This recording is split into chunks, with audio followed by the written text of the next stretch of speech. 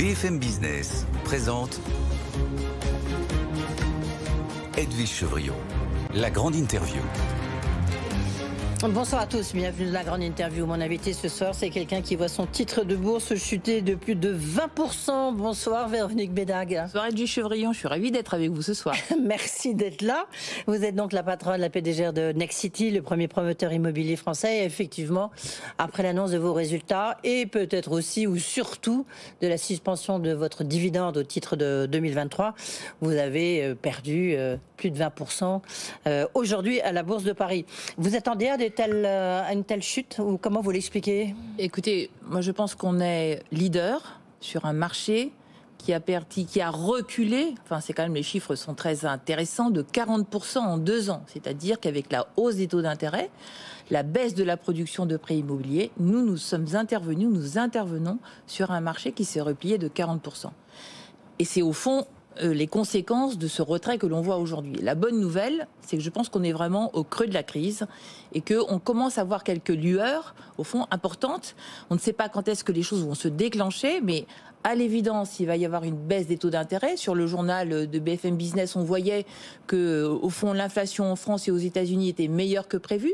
Donc, à un moment, les taux vont commencer à baisser. Les analystes pensent que de l'ordre de 1 point cette année, 1 point, c'est 10% de pouvoir d'achat de mieux pour nos clients. C'est vraiment énorme. Et puis, vous savez à quel point j'ai pu être critique dans le passé, mais mon sentiment, c'est que vraiment, le gouvernement a pris la mesure de la crise et de l'impact de cette crise, surtout sur l'emploi et sur les Français. Ce qui n'était pas le cas avant? Vous savez bien que non, ça n'était pas le cas avant, ou pas dans ces proportions. Le Premier ministre a mis le logement en priorité dans sa déclaration de politique générale. Ça n'était pas arrivé depuis 7 ans. On va aller chercher avec les dents. Oui. Voilà. Non, mais ça dit quand même quelque chose. Et puis, on a un ministre du logement qui est vraiment, je pense, aujourd'hui, complètement en phase avec les diagnostics que l'on fait sur les besoins, sur les causes de la crise de la demande et sur la crise de l'offre. Véronique Bédag, on va rentrer effectivement un peu plus dans le détail quand même. Juste par rapport à vos résultats, vous disiez notre marché, là, on est premier promoteur immobilier, donc vous prenez tout de plein fouet évidemment. Bon, si je regarde votre résultat net, il a chuté de 82%, donc là vous avez doublé, si j'ose dire, la baisse du marché. Oui, mais le résultat net, c'est moins significatif que le résultat opérationnel qui, lui, a baissé d'1 tiers. Et je vous rappelle que nous avons fait ce que nous avons dit en 2023. Nos résultats sont au rendez-vous. On avait dit qu'on se désendettait, on avait dit qu'on accélérait sur la régénération urbaine et sur l'exploitation. On a fait tout ça. Notre dette, qui était très regardée, était inférieure en cette fin d'année par rapport à l'année précédente. Oui, et puis vous avez annoncé un plan social, on y reviendra là aussi. Juste encore un point, est-ce que pour vous, votre chiffre d'affaires, donc lui, il a baissé de 9-10% à 4,27 milliards à peu près, est-ce que vous attendiez quand même, quand je vous disais vous attendiez à une telle chute, est-ce que c'est la suspension du dividende qui explique tout et pourquoi avoir fait, j'ai envie de dire, ce choix-là? Parce que c'est un choix là, tous les résultats sont en train de tomber, je pense que vous êtes la seule aujourd'hui, enfin la seule figure cotée. Mais de nouveau, on est, nous, complètement en bas de la crise. Alors pourquoi est-ce qu'on a choisi de suspendre le dividende? Parce qu'on a d'abord un objectif de désendettement, très important dans le moment. Et deuxièmement, on a décidé de lancer dans les prochaines semaines une consultation avec nos organisations syndicales sur un plan de sauvegarde de l'emploi. Et vous savez très bien que dans une entreprise, les bonnes pratiques consistent à faire partager à la fois par les salariés et par l'actionnariat. Oui, enfin, c'est pas une bonne pratique qu'on retrouve dans beaucoup d'entreprises, quand même. Au contraire, certains disent qu'il faut plutôt augmenter les dividendes pour fidéliser notre actionnariat. Écoutez, le choix qu'on a fait, c'est de partager l'effort et de nous désendetter. C'est un choix qui était dans le marché, on l'avait dit. On l'avait dit depuis la fin de l'année que c'était le choix qu'on allait faire. Ça va vous faire une économie de combien? À peu près 140 millions. Oui, donc évidemment, c'est quelque chose d'important. Est-ce que cette crise de l'immobilier, vous avez dit, c'est une crise de l'immobilier inédite, oui, par son ampleur, oui, et par aussi toutes ses ramifications en fait. Puis c'est un choc d'offres et un choc de demande aussi. Qu'est-ce qui pour vous a le plus percuté? Les mises en chantier? Au fond, c'est une tempête parfaite. Ça touche l'immobilier de bureau, il y a une suroffre de bureaux compte tenu de ce qui s'est passé, des changements d'habitude. Et puis, il y a au fond, un retrait très important des prêts immobiliers. Donc, c'est une crise qui est à la fois logement et bureaux. Les grands anciens disent qu'ils n'ont jamais vu ça. C'est une crise de l'offre, puisqu'on a malgré tout toujours des problèmes pour obtenir des permis et pour densifier les villes, alors même que, vous le savez, il y a une politique de protection au fond des milieux et donc de moins d'artificialisation. Et puis on a ce problème effectivement de demande qui est très important. Donc en fait on a tout. Vous dites on est au creux de la crise. Pourquoi vous avez cette dose d'optimisme? Vous me direz aujourd'hui ça vous fait du bien, Véronique Bédague. Non, là pour le coup, je pense que je n'ai jamais été pessimiste ou optimiste. Vous pouvez me rendre cela que j'ai au fond dit les choses comme elles étaient à chaque fois. Là, ce que je vois, c'est que les taux d'intérêt vont baisser. Ce qu'on ne sait pas, c'est quand ça commence. Ouais. Et on a quand même un consensus sur le fait que ça pourrait baisser de 1 point. 1 point, c'est énorme. Les Français ont perdu 25% de pouvoir d'achat en 2 ans. Si cette baisse intervenait, on récupérerait 10% de pouvoir d'achat, la moitié. Et puis, n'oubliez pas qu'en 22, 23 et 24, les salaires ont augmenté. Et l'augmentation moyenne des salaires a permis aux Français de récupérer la moitié de ce pouvoir d'achat immobilier qu'ils ont perdu à cause de la hausse des taux. Donc on commence quand même à voir des choses plutôt positives. Est-ce que vous pensez que, notamment les banquiers centraux, ils ont mal anticipé l'impact de cette hausse des taux, notamment sur la production de crédit immobilier? Parce que la chute, elle a été extrêmement forte en 2023, oui, elle était de 40%. De 40%, et puis elle est générale en Europe. Je pense que le problème de la politique monétaire, c'est que c'est très très compliqué à monitorer. C'est-à-dire que les effets, d'abord le temps d'arriver sur l'économie et l'ampleur, ne sont pas mécaniques. Oui, quand vous dites qu'on est au creux de la crise, je veux bien, mais en même temps, quand on regarde sur 2024, donc pour vous, le creux de la crise, c'est aujourd'hui. Donc devant vous, vous avez encore toute l'année 2024. Lorsqu'on voit le taux de réservation, par exemple, chez vous, au Nexity, on a de quoi s'inquiéter. Vous ne voyez que 2023 à ce stade, sauf erreur de ma part. Vous ne voyez pas 2024. Oui, mais 2024 ne sera pas meilleur. Ça, c'est une bonne question et je pense que nous, à ce stade, on fait l'hypothèse que ce sera... C'est logique, c'est pour ça que je vous pose cette question comme 2023, parce qu'on est prudent, mais dès qu'il y a un peu de baisse de taux d'intérêt, dès qu'il y a un mouvement un peu palpable du gouvernement, les choses peuvent reprendre. D'ailleurs, on sent un peu de reprise là sur la vente. Alors, c'est pas... mais on sent un frémissement. Et puis, les Français ont juste besoin de se loger. Est-ce que lorsque vous voyez tout ce que font tout ce qu'on donne, on fait, et à juste titre, le gouvernement fait pour les agriculteurs, vous n'êtes pas en train de vous dire, un peu comme commence à dire les gens du BTP qui vont être impactés d'une manière très très forte. Ça nous fera le lien vers le plan social que vous préparez. On dit qu'il y a 300 000 personnes aujourd'hui dans le BTP qui pourraient être licenciées avec l'impact de cette crise de l'immobilier. Est-ce que vous trouvez qu'il serait temps que le gouvernement, vous avez dit, je sens quelque chose, mais qu'est-ce que vous attendez du gouvernement ? Alors, vous avez raison, quand on voit ce qui se passe sur les agriculteurs, évidemment, il y a des moments où on se dit, il y a des choses qu'on entend et qu'on comprend. L'effet des normes, ça je le reconnais, et je pense que les agriculteurs ont aussi les normes européennes que nous, on a un peu moins. Et puis, évidemment, nous, on se dit que ce qu'il faut vraiment faire, et ça, je pense que le gouvernement l'a entendu, ce qui vraiment s'effondre le plus, c'est l'investissement des particuliers en logement. Tout simplement parce que la hausse d'intérêt a rendu ce placement moins intéressant. Et c'est ce qui a le plus chuté l'année dernière. L'année dernière, cette partie-là du marché s'est effondrée de 50%. Donc moi, je comprends. Et effectivement, le retrait du Pinel en même temps, une mesure procyclique, ça a vraiment accéléré la chute de l'investissement en immobilier. C'était une mauvaise décision, mais ça, on l'a dit plusieurs fois. Je ne sais pas si vous avez vu ce coup de gueule de votre homologue de Altarea, Jacques Herman, qui parle à propos de Bruno Le Maire et qui dit c'est un peu l'anti-arroseur arrosé, parce que il dit Bruno Le Maire cherche 10 milliards d'économies, mais en fait il suffisait non pas d'arrêter de ne pas supprimer le Pinel, de peut-être d'arroser un peu le secteur du logement pour permettre la vente de logements. Il aurait gagné 2 milliards en plus de TVA. Est-ce que vous partagez ce raisonnement? Est-ce que le fait que le gouvernement considère que le logement coûte trop cher et donc toujours un peu sabré, la preuve, la fin du Pinel, dans le secteur de l'immobilier, finalement aujourd'hui ça lui retombe dessus?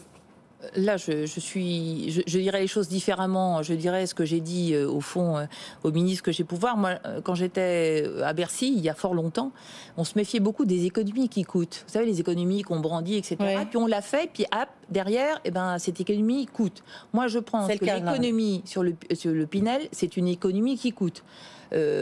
Effectivement, le gouvernement voit des pertes sur la TVA. Ben oui, c'est normal, puisque nous, on lance moins de chantiers. Il va y avoir beaucoup de pertes d'emplois dans le BTP. À mon avis, à peu près 300 000. C'est écrit maintenant. Hein, c'est les réservations de l'année dernière. Il n'y a pas de réservation. Il n'y aura pas de chantier. 150 000 à peu près sur le collectif, 150 000 sur la maison individuelle. Donc 300 000 dans le BTP. Mais bien sûr. Ouais. Et c'est écrit. C'est mécanique. Ouais. Donc je pense que tout ça fait que, effectivement, et je pense qu'il y a des pistes de réflexion aujourd'hui. Moi, je vais beaucoup au Parlement. Franchement, à la fois l'Assemblée nationale, au Sénat, les députés sont vraiment au clair sur ce qui se passe. Je comprends qu'il y a des réflexions sur le statut du bailleur privé, qu'il y aurait des réflexions sur la proposition faite par la Fédération des promoteurs immobiliers, qui est la fameuse mesure Balladur. Si vous achetez un logement neuf, vous pouvez le transmettre sans droit de succession. Je pense que des réflexions ont lieu en ce moment. Oui, mais vous, sur ce sujet-là. Vous, Véronique Bédague, puisque vous dirigez encore une fois le premier promoteur immobilier, que vous avez été à Matignon, qu'on vous aurait proposé Matignon, je sais que vous détestez qu'on dise ça, mais voilà, quand même, ça montre que vous avez une vision peut-être un peu plus générale. Est-ce que ce serait quoi là? Demain, vous êtes nommé ministre du Logement, vous êtes nommé à Matignon, c'est quoi vos 3 mesures pour sortir de cette crise? Je pense qu'il faut vraiment traiter le sujet de l'investissement locatif. Mais comment? On remet un Pinel ou quoi? La mesure qui convient au gouvernement. L'essentiel, c'est de ramener du rendement. Le problème de l'investissement locatif aujourd'hui, c'est des taux d'intérêt qui ont beaucoup augmenté, donc forcément. Et puis quand même, derrière, vous avez une fiscalité qui est quand même très spécifique, on va dire. Vous avez de l'impôt sur le revenu. Vous avez une taxe foncière qui augmente quand même de 7% par an en ce moment. Il n'y a aucun autre placement en dividende ou en obligation qui résiste à ça. Et si vous avez survécu aux 2 premiers, vous pouvez éventuellement tomber sur le coup de l'IFI. Donc ça n'est pas juste. Ça n'est pas. Enfin, il faut ramener une concurrence juste entre l'investissement en logement, l'investissement en obligation ou en action. Pour l'instant, ça n'est pas le cas. Oui, mais c'est ça qui doit être fait tout de suite. Oui, mais une question un peu de béotienne, et je m'en excuse. Moi, ce que je ne comprends pas, c'est pourquoi le logement a toujours besoin d'être subventionné? Parce qu'il est surfiscalisé. C'est ça, donc à la limite, il faudrait... Le logement, il est surfiscalisé. Et d'autre part, je vous rappelle que son rendement est contrôlé. C'est-à-dire que les loyers sont soit bloqués, soit... voilà. Donc au fond, c'est un investissement qui a des caractéristiques particulières. Il faudrait construire combien de logements neufs? Parce qu'en plus, alors, c'est une très bonne question, parce que vous vous souvenez, en ouverture du CNR, Conseil national du Conseil national de refondation sur le logement, sur le logement que vous présidiez, du reste avec Christophe Robert, de la Fondation l'Abbé Pierre. La représentante du Trésor avait dit bon voilà, selon nos calculs, il faut 200 à 250 000 logements neufs par an. Voilà, on va y être, on va voir ce que ça donne à la rentrée 2026. Là, il y a un progrès. Moi, je constate que les chiffres qui sortent aujourd'hui sont bien. Alors, il y a plein de sources. Il y a l'USH, évidemment. Il y a aussi la Caisse des dépôts qui avait fait une étude il y a quelques mois. Il y a désormais, il y a quelques jours, le Conseil national du logement, qui est un organisme présidé par un député de la majorité auprès du ministre de Logement, qui dit on a bientôt regardé, il faudrait maintenant 450 000 nouveaux logements, donc neufs ou rénovés par an. Donc, je pense qu'on est quand même en train de se rendre compte qu'il y a un problème de logement dans ce pays. Il y a une chose que je ne comprends pas, vous êtes plutôt optimiste, on est au creux de la crise, hein, vous venez de nous le dire. Vous voyez plutôt des chiffres, des événements positifs comme la baisse des taux éventuels, des mesures prises par le gouvernement. Pourquoi vous vous avez décidé d'engager ce plan de sauvegarde de l'emploi?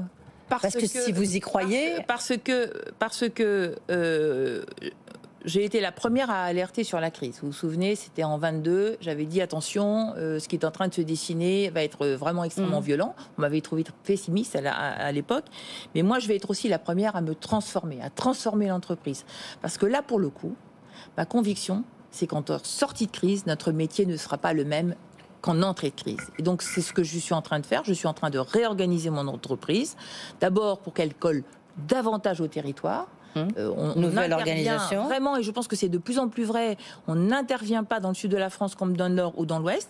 je vais demander à mes patrons d'être capables de construire plein de produits différents, pas simplement du logement ou du bureau.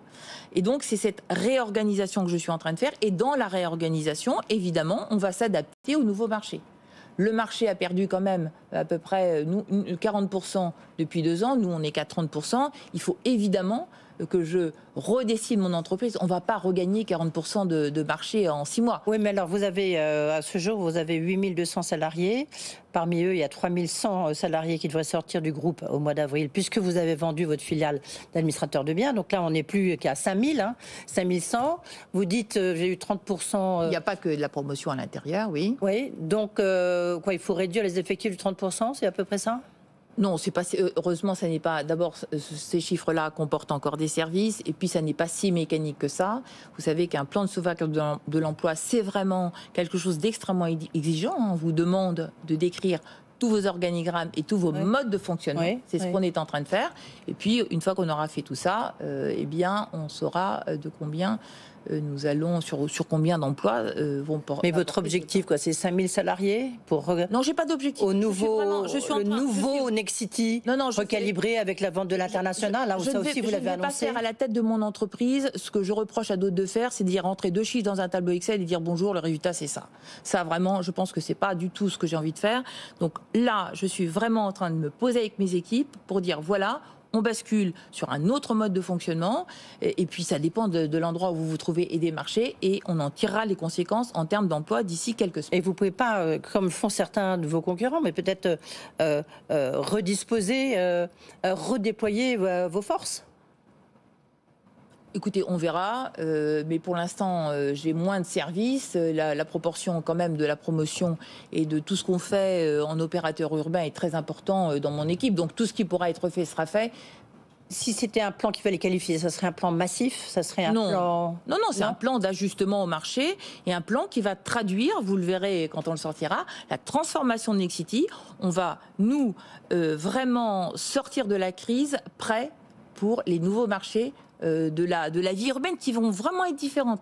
Le fait qu'on soit vraiment sur de la régénération urbaine, sur du cœur de ville, sur de l'amélioration des entrées de ville, eh bien, ça n'est pas le même métier. 2024, en un mot, un adjectif, un qualificatif, oui. Eh bien, c'est le moment de la transformation. Je sens vraiment cette année-là pour nous comme celle de la chrysalide. Est-ce que c'est le moment de racheter des titres? Est-ce que vous allez racheter des titres? Vous, est-ce que Alain Dinin va racheter des titres? Est-ce que c'est le moment de racheter des titres? J'en ai racheté ce matin. Ah bon, c'est un signe de confiance. Mais oui, mais j'y crois, mais bien sûr, mais évidemment. Merci d'être venu aujourd'hui avec ce cours de bourse qui est un peu trinqué, on peut le dire comme ça. Mais comme vous dites, on est au creux de la vague, donc évidemment, vous espérez que 2024 sera mieux. Merci beaucoup, Véronique Bédag, donc la présidente de Nexity.